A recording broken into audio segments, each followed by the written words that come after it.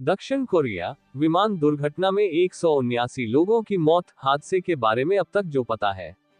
दक्षिण कोरिया के मुवान international airport पर रविवार को स्थानीय समयानुसार सवेरे करीब 9:00 बजे एक विमान हादसे का शिकार हो गया। विमान में 181 लोग सवार थे, जिसमें 179 लोगों की मौत की पुष्टि हो चुकी है। 2 लोगों को अस्पताल में भर्ती कराया गया है। विमान में सवार अधिकांश यात्री दक्षिण कोरियाई नागरिक थे, 2 थाईलैंड के नागरिक थे। सरकार ने 7 दिन के राष्ट्रीय शोक की घोषणा की है। दक्षिण कोरिया के मुवान अंतर्राष्ट्रीय एयरपोर्ट पर रविवार को लैंडिंग के वक्त एक विमान दुर्घटना का शिकार हो गया। इस विमान में 181 लोग सवार थे, जिनमें 175 यात्री और चालक दल के 6 सदस्य शामिल थे। इस हादसे में 179 लोगों की मौत हुई है। 2 लोगों को मलबे से जीवित निकाला गया है और अस्पताल ले जाया गया है। ये दोनों चालक दल के सदस्य हैं।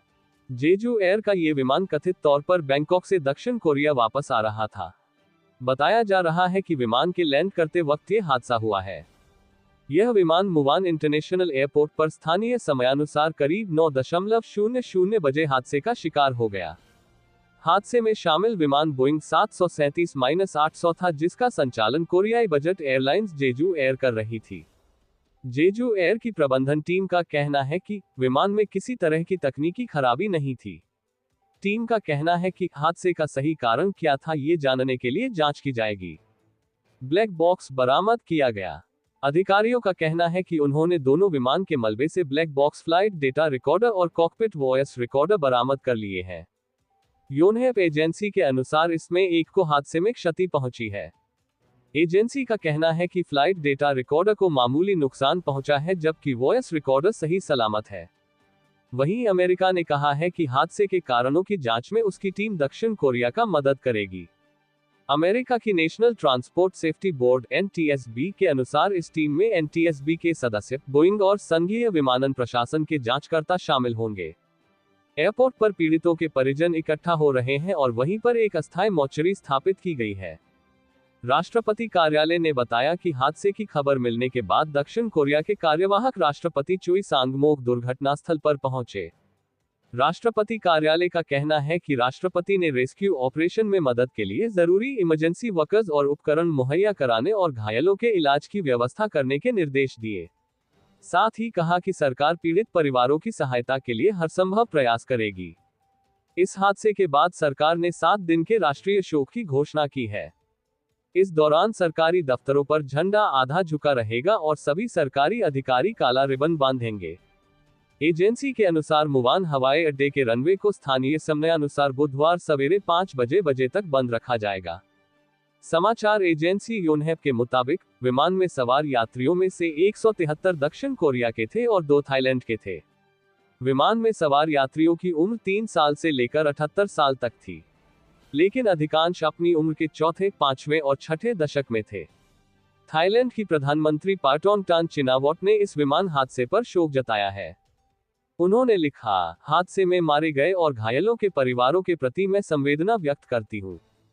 दक्षिण कोरिया के अग्निशमन विभाग ने बताया है कि दमकल की 32 गाड़ियों और 1500 इमरजेंसी कर्मियों को घटनास्थल पर भेजा गया है। मुवान दक्षिण कोरिया की राजधानी सियोल से 288 किलोमीटर दूर है। दक्षिण कोरिया के विमान उद्योग को सुरक्षा के मामले में बेहतर माना जाता है। हादसे के कारणों के बारे में अब तक कोई पुख्ता जानकारी नहीं दी गई है। हालांकि अग्निशमन विभाग ने कहा है कि माना जा रहा है कि पक्षी के टकराने और खराब मौसम की वजह से हादसा हुआ।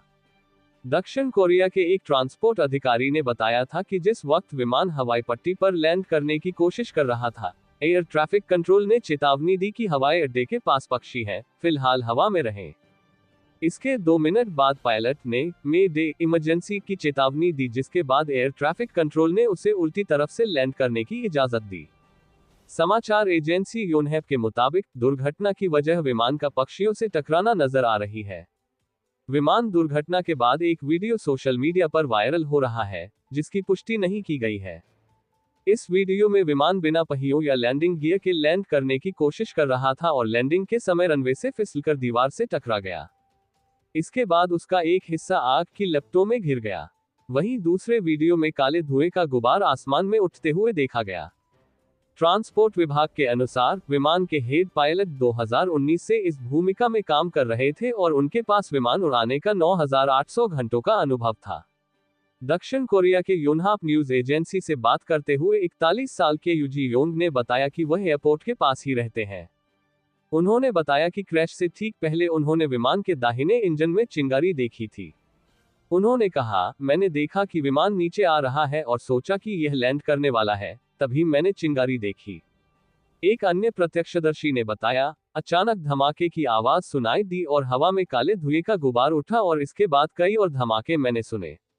एयरपोर्ट के पास एक रेस्तरां मालिक इम योंग हाक ने कहा, मैंने पहले सोचा कि किसी तेल के टैंकर में धमाका हुआ है, क्योंकि यहाँ कई टैंकर आते जाते रहते हैं। इसके बाद मुझे लगा कि कुछ और है। जब मैं बाहर निकला तो आसमान में काले धुएं का गुबार दिखा। इसके बाद मैंने तेज धमाके की आवाज सुनी, जो कि क्रैश का नहीं था। इसके बाद कई धमाके हुए। ब्रेकिंग न्यूज सबसे पहले देखने के लिए सब्सक्राइब करें।